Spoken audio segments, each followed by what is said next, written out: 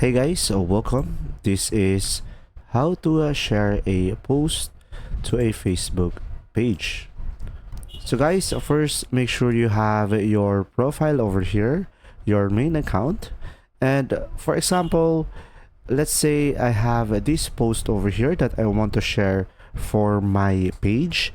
I could just simply select the share icon. And so from here guys, you could just simply go ahead and go to the share to tab over here and just simply go ahead and select page over here. Now here on the page, you should be able to see all of your pages. So select the page that you want to share it with. I'm gonna select that and click switch. And from here, select leave. And now after that,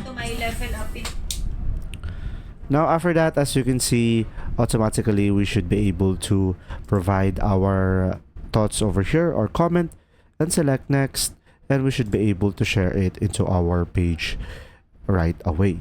I hope this video helped you understand more. Thanks for watching.